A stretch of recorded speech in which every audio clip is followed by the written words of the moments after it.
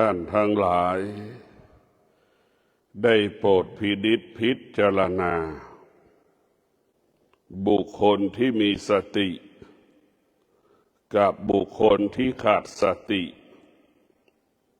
ย่อมแตกต่างกัน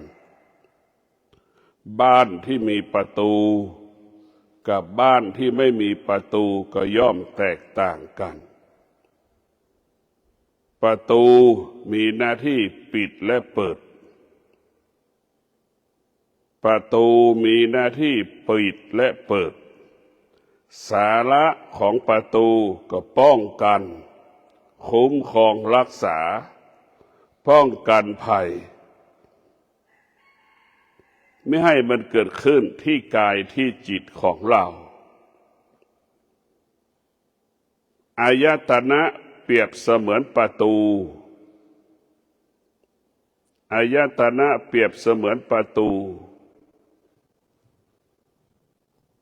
บุคคลใดที่มีอายตนะที่สมบูรณ์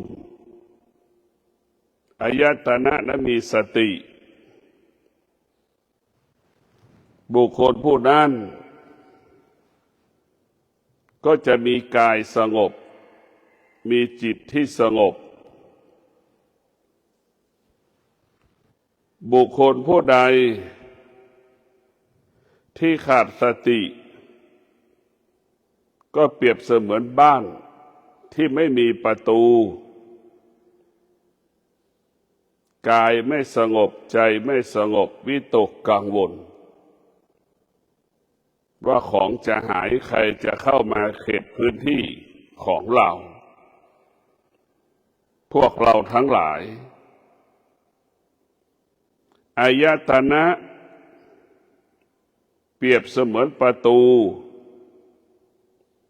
ตาเราก็เปรียบเสมือนประตูหูเราก็เปรียบเสมือนประตูจมูกเราก็เปรียบเสมือนประตูลิ้นเราก็เปรียบเสมือนประตูกายและใจเราก็เปรียบเสมือนประตู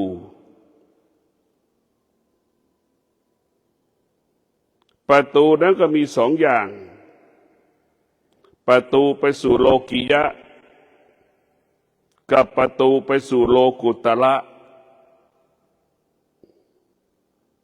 ประตูมีสองประตูที่เราจะเลือกเอาถ้าอายตนะมีสติอายตนะนั้นก็จะไปประตูสู่เรียกว่าประตูสู่โลกุตระถ้าอายตนะขาดสติอายตนะนั้นก็ไปสู่ประตูโลกิยะประตูโลกิยะทุกคนก็รู้สัมผัสว่ามันวุ่นวายไม่มีวันจบสิ้นประตูเข้าไปสู่โลกุตระทุกคนก็รู้ว่าเป็นพื้นที่สงบประตูสองประตูนี้เป็นประตูที่สร้างสรรค์กายและจิตให้สงบประตูโลกุตระสร้างสรรค์กายและจิตให้สงบส่วนประตูโลกิยะทำลายกายและจิตของเราตกอยู่ใต้อำนาจที่ตามันรู้หูมันรู้จมูกมันรู้ลิ้นมันรู้กายมันรู้จิตมันรู้ประตูนั้นประตูโลกิยะเปรียบเสมือนกาวดักหนูทุกคนในอยู่โลกิยะแล้ว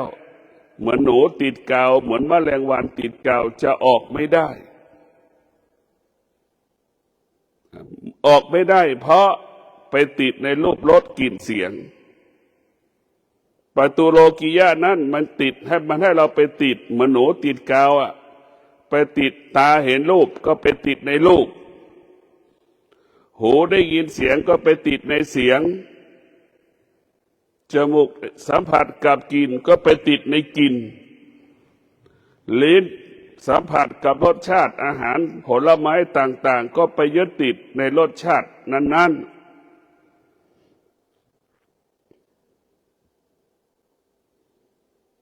กายเราสัมผัสถูกต้องก็ไปยึดติดสิ่งที่สัมผัสถูกต้องจิตของเรารู้สึกก็ไปยึดติดความรู้สึกที่เรารู้สึกท่านทั้งหลายอายตนะของเราหากไม่ได้รับการฝึกฝนอายตนะของเราก็ไม่แตกต่างจากคนตาบอดคนหูหนวก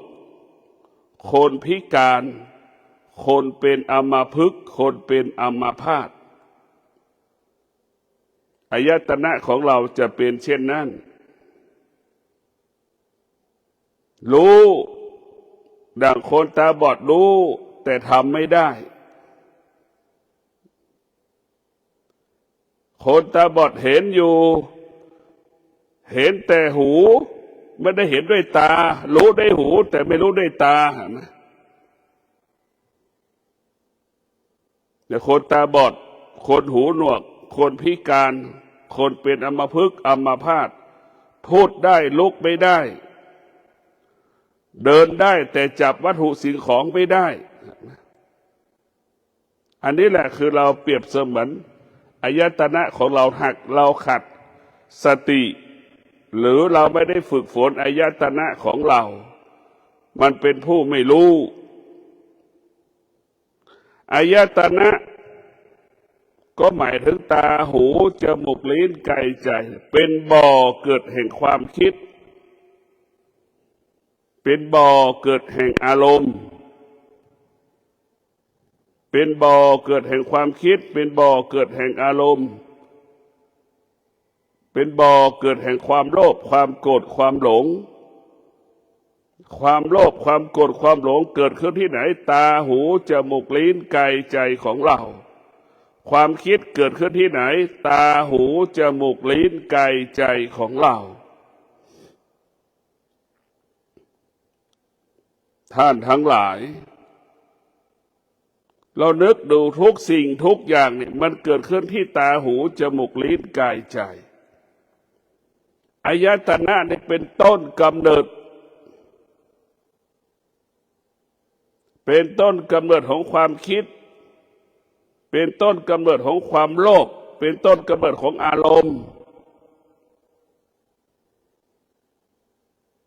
อายตนะมันไม่ได้รับการฝึกฝน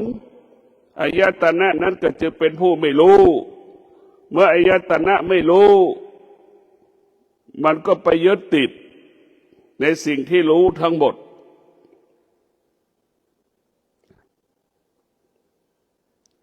เมื่อตาเรียกว่าตาขาดสติตาก็หลงในรูปทั้งปวงหูขาดสติยึดติดในเสียงทั้งปวงจมูกขาดสติยึดติดในกลิ่นทั้งปวงลิ้นขาดสติยึดติดในรสชาติทั้งปวงกายเราขาดสติยึดติดสิ่งที่ถูกต้องกายทั้งปวงจิตเราขาดสติยึดติดสิ่งทั้งปวงที่จิตบรรลุไม่มีวันจบสิ้น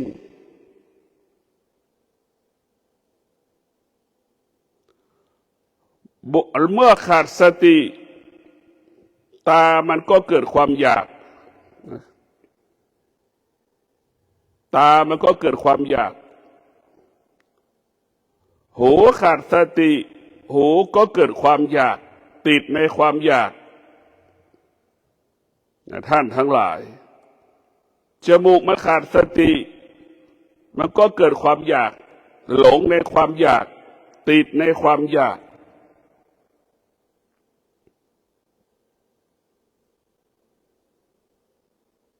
พวกเราทั้งหลาย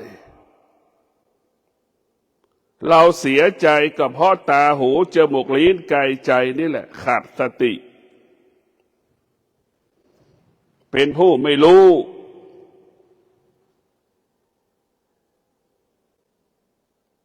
เมื่อเราขาดสตินี่มันก็เกิดความอยากสารพัดความอยากที่มันผ่านตาหูจมูกลิ้นกายใจมันก็เลยผลาญทรัพย์ผลาญสมบัติของเราเมื่อเราขาดสติมันเกิดความอยากมันถึงทำลายทรัพย์สมบัติของเราทรัพย์สินของเราชีวิตของเราครอบครัวของเราอาชีพหน้าที่ของเราดังที่ปรากฏตามสื่อต่างๆที่เราสัมผัสทุกวันในท่านทั้งหลาย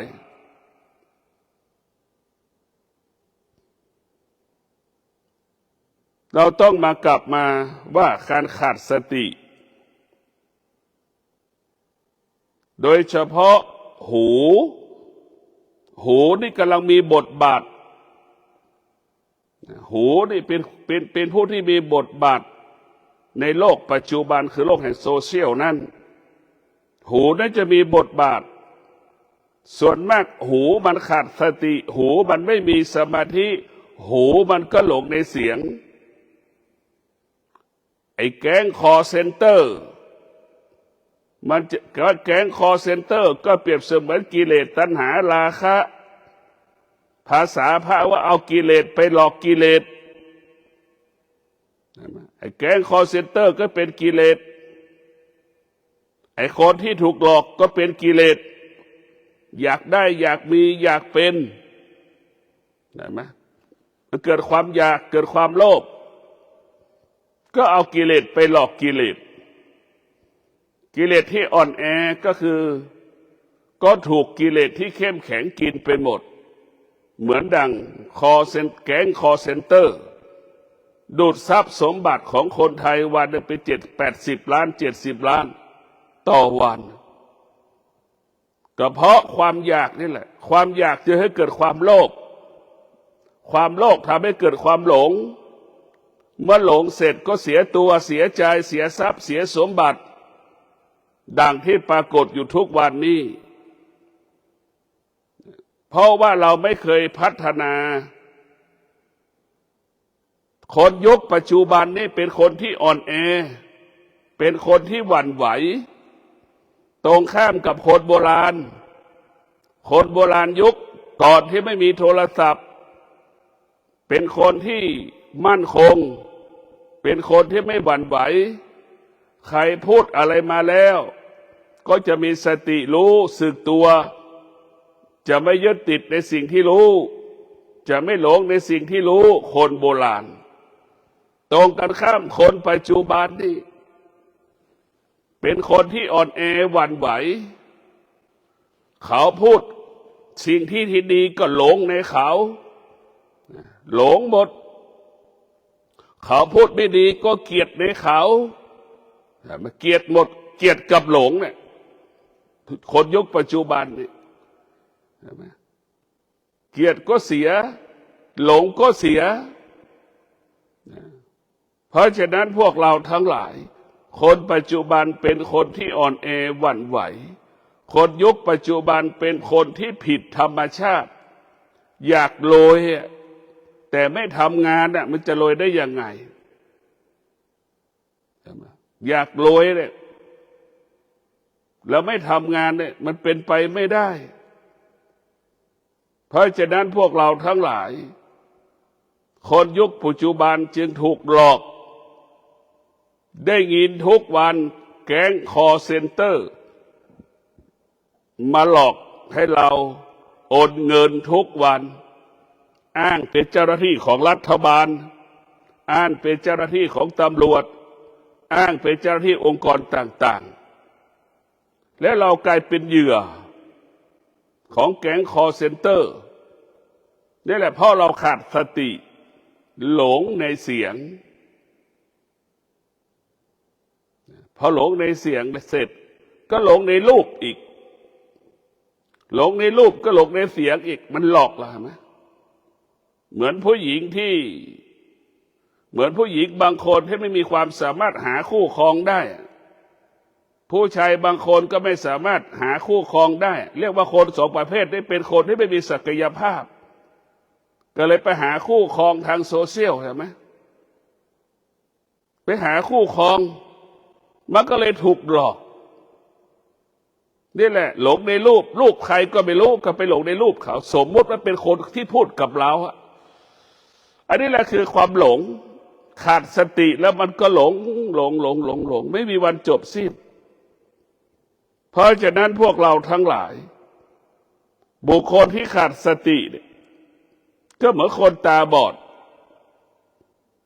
ไปซื้อทองคำก็เชื่อคนที่ขายทองคำนะเพราะคนตาบอดรู้จักคำว่าทองคำแต่ไม่เคยเห็นทองคำนะมันซื้อทองคำก็ได้ทองคำปลอมอันนี้แหละเพราะเราหลงคำว่าทองคำเป็นสิ่งที่ดีงามเป็นสิ่งที่งดงามเป็นสิ่งที่มีค่ามันมีค่าอยู่แต่ตาเรามองไม่เห็นเราก็ได้สิ่งที่ไม่ดีทองคำกลายเป็นขี้ดินกลายเป็นเศษเหล็กนั่นแหละพวกเราต้องพิจารณาไอ้ตัวขาดสตินี่จะทำให้เราหลงในความคิดของตนเองหลงในความคิดของบุคคลอื่นใครคิดอะไรมาแล้วมาพูดให้เราฟังเราก็หลงเกลียดก็คือหลงรักก็คือหลงเหมือนกันหมดมันเป็นหลงทั้งคู่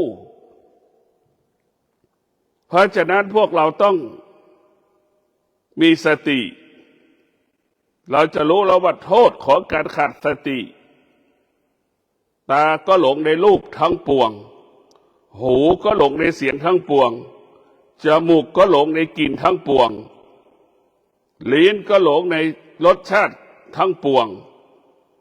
กายเราก็ยึดติดสิ่งที่ถูกต้องทั้งปวงจิตก็ไปยึดติดในสิ่งที่รู้ทั้งปวงนี่แหละมันจึงทำให้เราเกิดอาการสำแดงอาการเรียกว่าตาเป็นต้นกำเนิดของความอยากเป็นต้นกำเนิดของความโลภหูก็เป็นเช่นนั้นลิ้นก็เป็นเช่นนั้นจมูกก็เป็นเช่นนั้นกายกับจิตเราก็เป็นเช่นนั้นแต่ท่านทั้งหลายเราต้องมีสติพิจารณาชีวิตของเราขาดสติคิดก็ผิดพลาดพูดก็ผิดพลาดทำการใดก็ผิดพลาดส่งผลเกิดผลให้เสียหายชื่อเสียงวงตระกูล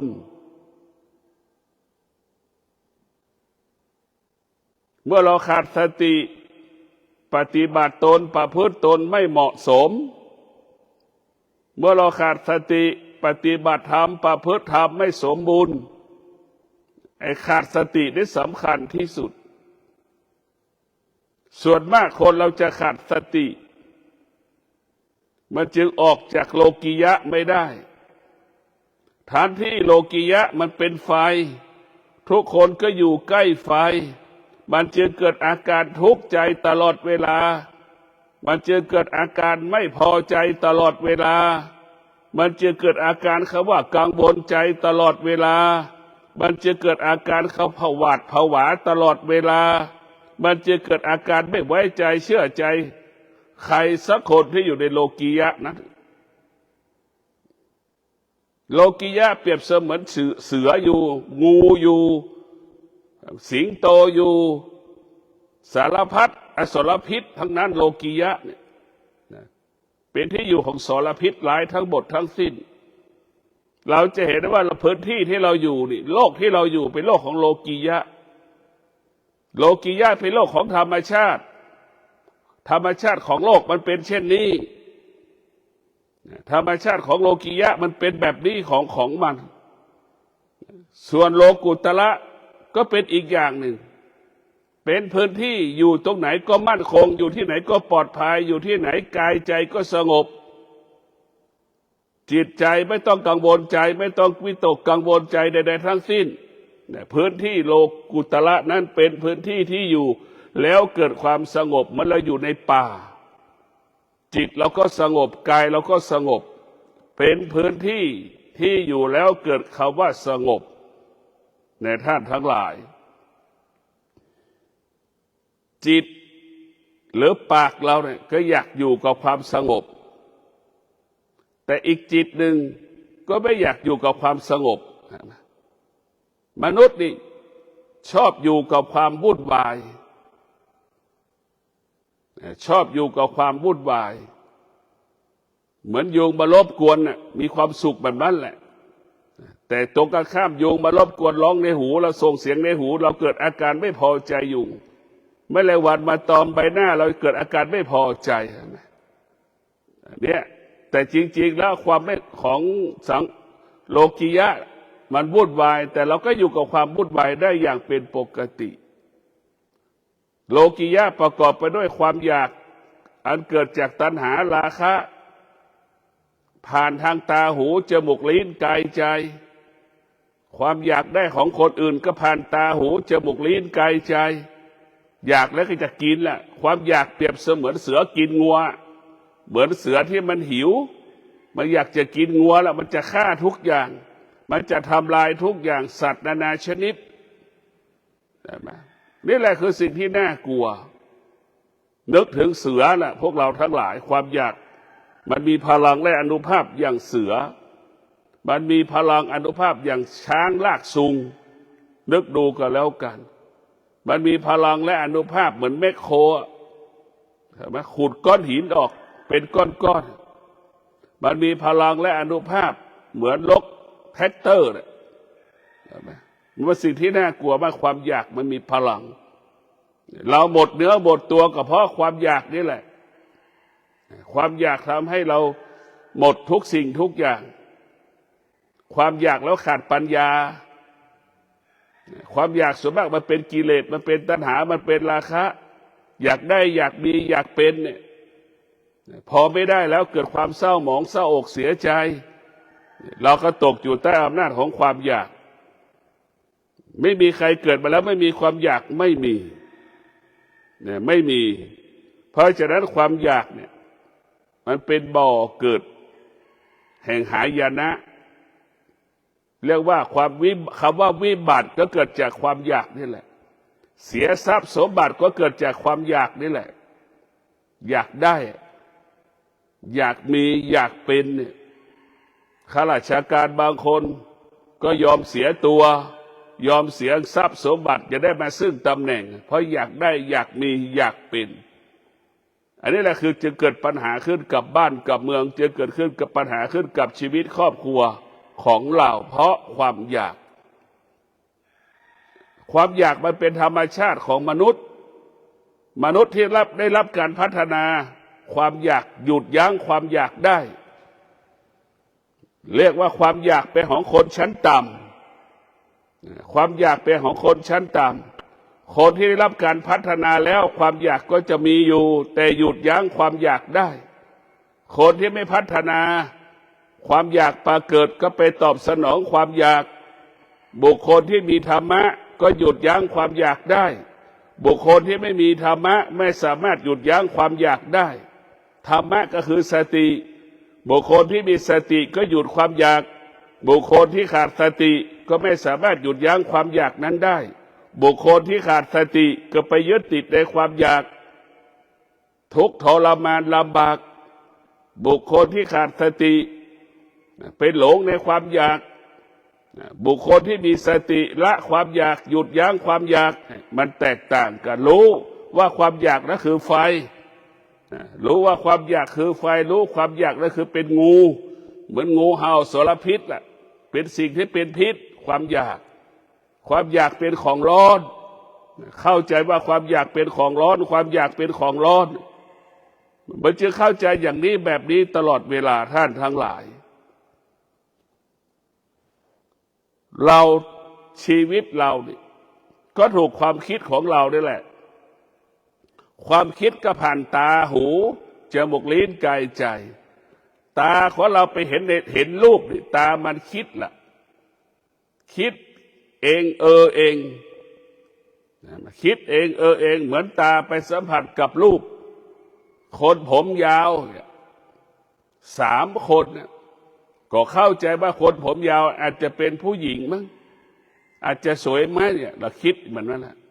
นี่แหละคือตาเห็นรูปคิดเองเอง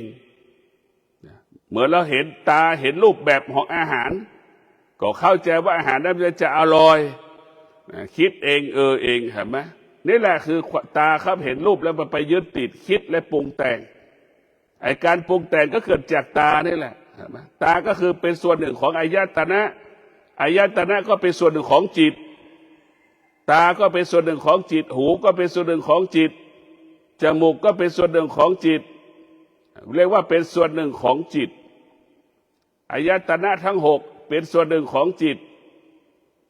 เพราะฉะนั้นตาของเรานี่หูของเราจมูกของเรานี่มันเป็นบ่อเกิดแห่งความโลภความโกรธความหลงเป็นต้นกำเนิดของกิเลสตัณหาราคะทั้งหมดทั้งสิ้นเมื่อเรารู้แล้วว่าโลกิยะ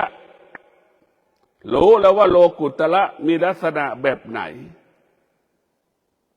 เรารู้เราอยู่พื้นที่ของโลกิยะนี่มันกังวลใจมันไม่สงบเราก็หาหนทางที่จะออกจากพื้นที่ของโลกิยะถ้าเราไม่ออกเราก็เป็นดังที่เราเป็นอยู่ทุกวันตั้งแต่เราเกิดวันนี้พอใจอีกสักระยะหนึ่งไม่พอใจเวลานี้สุขใจอีกเวลาหนึ่งไม่ทุกข์ใจอย่างเงี้ยมันจะเป็นอย่างเงี้ยจนเราตายพื้นที่ของโลกิยะมันเป็นอย่างนี้ของมันส่วนพื้นที่โลกุตระนั้นมันมีแต่คำว่าสงบกายสงบวาจาสงบใจกายวาจาใจเราสงบเป็นอมตะเมื่อกายวาจาใจเราสงบเราก็จะรู้ความจริงเห็นความจริงลึกไปรู้ความจริงเห็นความจริงเราก็ละความจริงที่เรารู้ละความจริงที่เราเห็นกลายเป็นเรื่องอดีตทั้งสิ้นเดินไปอีกเดินวันนี้ไปก็รู้ความจริงละความจริงเราก็ทิ้งไปอีกเดินไปอีกวันรู้ความจริงละความจริงเดินอีกปีหนึ่งแล้วก็รู้ความจริงละความจริงรู้ปีที่5ที่6เรารู้ความจริงก็ละความจริงละให้หมดแม้กระทั่งสิ่งที่เรารู้เราก็ยังต้องละสิ่งที่เรารู้มันก็เหมือนเสื้อผ้าที่เราสะสมในตู้เต็มตู้เต็มกองพลาสติกแขวนไว้นอกตู้อีกเอาพลาสติกมาคุมไว้อีกเห็นไหมนี่แหละรู้และสะสมตัวรู้มันก็เป็นทุกข์หัวใจของผู้ปฏิบัติธรรมรู้แล้วไม่สะสมในสิ่งที่รู้ไม่สะสมในสิ่งที่รู้ละสิ่งที่รู้จนถึงที่สุดรู้เฉยหรือสักแต่รู้หรือรู้ไม่ตามรู้นี่คือหลักของการปฏิบัติธรรมของเราพวกเราทั้งหลายเราจะต้องกลับมาปฏิรูปต้องมาปฏิวัติให้ตาเรามีสติตาจะไม่หลงในรูปเมื่อหูเรามีสติหูก็ไม่ยึดติดในเสียงจมูกเรามีสติจมูกก็ไม่ยึดติดในกลิ่นลิ้นเรามีสติลิ้นเราก็มีสติจะไม่ยึดติดในรสชาติต่างๆกายเรามีสติกายเราก็ไม่ยึดติดในสิ่งที่มันถูกต้องกายของเราจิตใจเรามีสติจิตเราก็ไม่ยึดสิ่งที่มันสัมผัสถูกต้องกับจิตที่มันรู้สึกในท่านทั้งหลายต้องพิจารณาชีวิตของเราเมื่อได้รับการพัฒนาแล้วกายสงบรู้กายสงบรู้เสื้อทุกตัวที่เราใส่ปกปิดร่างกายการร้อนการหนาวการแมลงกัดต่อยนี่กายมันรู้กายมันก็ไม่ปรุงแต่งนี่สติรู้กาย กายมันรู้มันจะไม่ปรุงแต่งนี่แหละคือกายมันรู้ลิ้นมันก็รู้ลิ้นก็ไม่ปรุงแต่งกินแค่อิ่มกินให้มันอิ่มกินให้มันหายหิวมีชีวิตในการปฏิบัติตนประพฤติตนดำรงตนเป็นคนดีประพฤติตนปฏิบัติตนเป็นนักปฏิบัติที่ดีกินให้อิ่มนอนก็ไม่ปรุงแต่งนอนให้มันหลับตื่นก็ไม่ปรุงแต่งในการตื่นกะลามะพร้าวก็สามารถเอามาเป็นจอกน้ำเอามาตักน้ำล้างหน้าได้เนี่ยไม่ปรุงแต่งกระบอกไม้ไผ่ก็สามารถเอาตักน้ำมาล้างหน้าได้คือไม่มีการปรุงแต่งไม่มีแปรงสีฟันก็เอาไม้ไผ่มาทุบเอามาแปรงฟันได้คือทุกอย่างไม่มีการปรุงแต่งไม่สงวนและลิขสิทธิ์อยู่กับความเป็นจริงแล้วมีสติอยู่กับความเป็นจริงแล้วก็อยู่เหนือความจริงอีกนะแปรงสีฟันมันไม่มีอย่างเงี้ยเห็นไหมนี่คือความจริงแปรงสีฟันนั้นเป็นความจริงที่เราต้องถูฟันแต่เราอยู่ในป่าเราไม่มีแปรงฟันเนี่ยเราก็ทุบไม้ไผ่อะเป็นผุยจะเย็นนั่งมีสติทุบแล้วมันก็เป็นผุยผงแล้วก็เอามาขัดฟันเราได้นี่แหละอยู่กับความเป็นจริงแต่ท่านทั้งหลายมนุษย์โบราณก็อยู่กับความเป็นจริงแล้วดูร้อนก็ออกมานอกถ้ำแล้วดูหนาวก็เข้าในถ้ำแล้วดูฝนก็อยู่ในถ้ำเห็นไหมเพราะมันไม่มนุษย์ไปยังพัฒนาไม่ยังไม่มีบ้านยังไม่มีเสื้อผ้ายังไม่มีปัจจัยสี่นั่นแหละเราจะไม่ปรุงแต่งเมื่อเรามีสติเนี่ยเราจะไม่ปรุงแต่งเมื่อเราไม่ปรุงแต่งนี่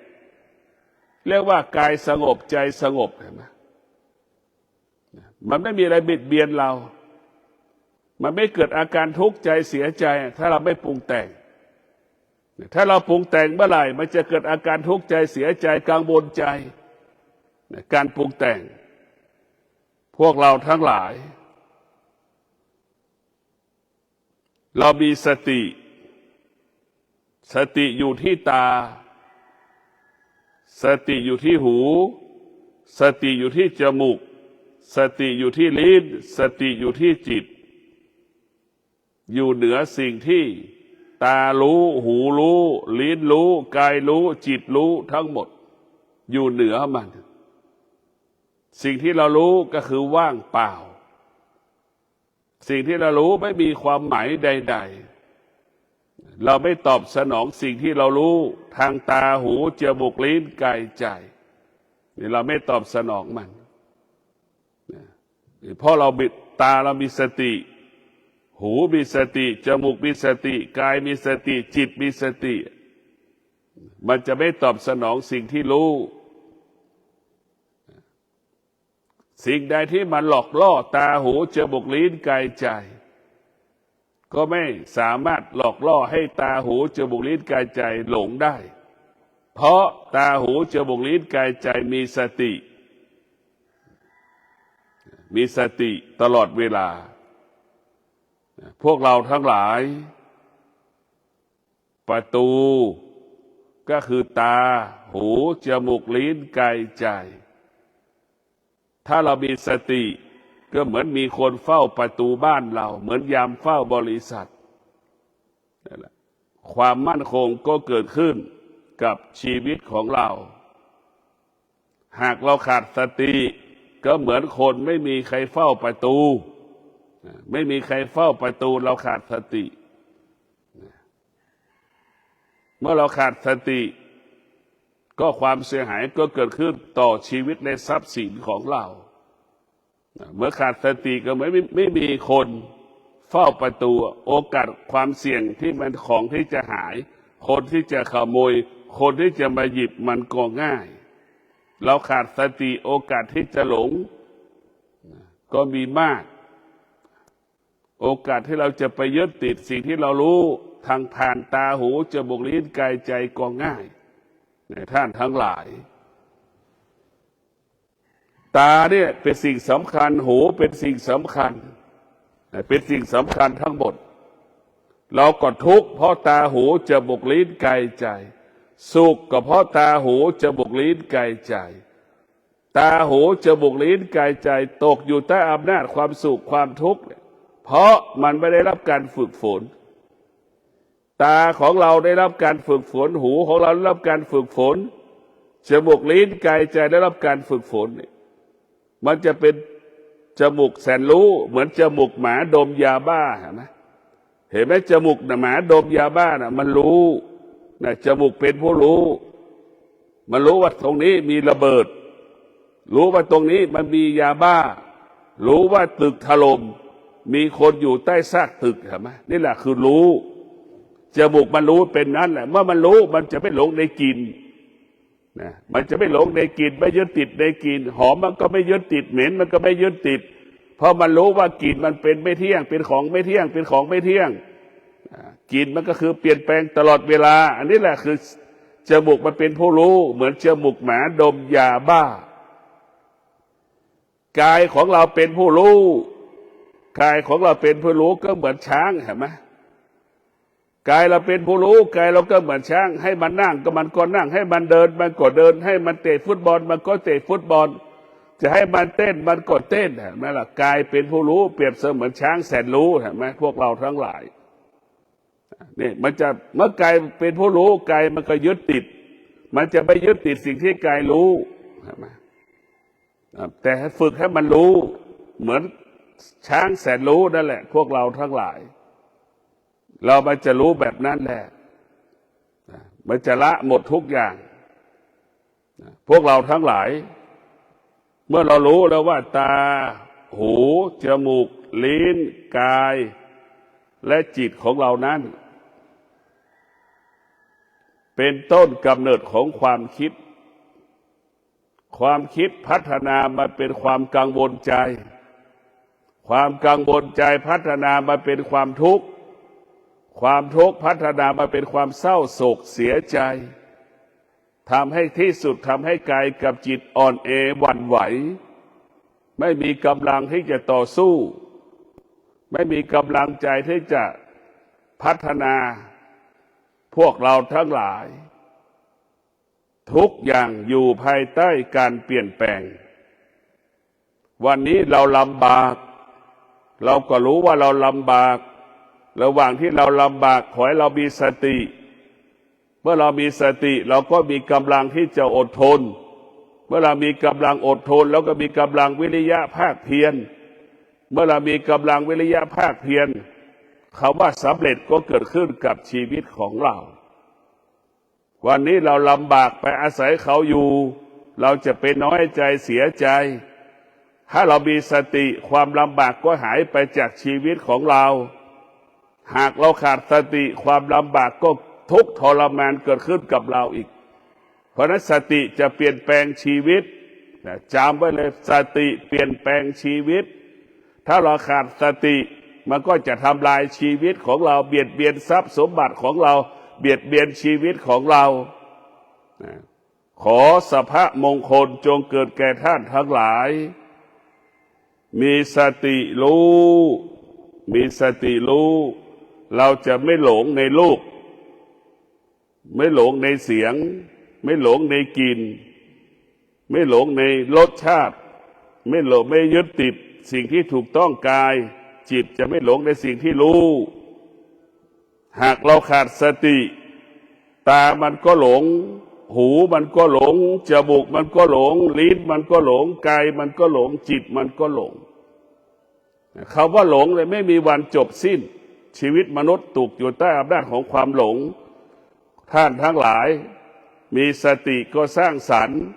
เราขาดสติมันก็ทำลายชีวิตและทรัพย์สินของเราขอให้ท่านทั้งหลายมีสติในการแก้ปัญหามีสติในการพัฒนาทุกอย่างอยู่ที่สติมั่นคงมีกินมีใช้อยู่ที่เรามีสติอดอยากลำบากเพราะเราขาดสติขอเจริญพร